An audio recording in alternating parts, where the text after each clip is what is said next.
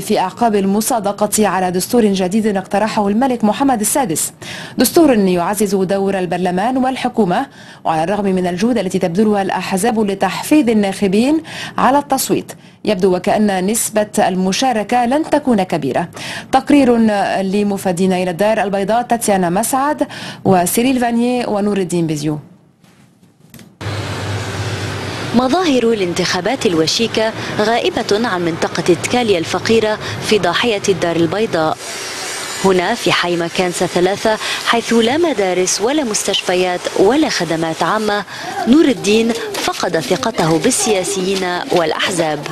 كل عام كنتخبوا وما عمرناش شي حاجه من وراء الانتخابات. والو الشفاره كاين كل شيء، احزاب كيعطونا وما كاينش، كيعطونا برنامج ديالهم حتى حاجه ما كتطبق. كل واحد كيهضر على المصالح ديالو، راه كياخذ من عندنا حنا اكثر ما كياخذ عنده هو. 15% من الشعب المغربي يعيش تحت خط الفقر في أماكن مماثلة. شايب أب لطفلتين لا يكسب أكثر من $5 يوميا من بيع الصحف، يعتبر أن السياسيين لا يعتنون بالمواطنين. كاين الشفاره، كاين بغينا الفلوس، مش نتصور راك غدا وغد نوقف معاك بجنبك، بغيتي شي حاجه ورقه يجي القايد هنا يحيي لك، يجي المخزن يحيي لك، كلشي كيجي يحيي لك، حيت ما كاينش كيبانوا مره على 5 سنين، من 5 سنين كيبانوا.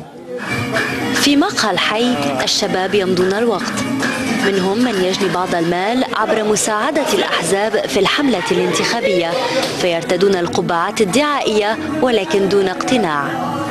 ما تنآمن حتى شي حزب، حيت كلهم كيكذبوا علينا، حنا باغيين غير ميدان، باغيين الفلوس. بطالة كل هذا الشيء كامل اللي كتشوف فيه كامل بطالة.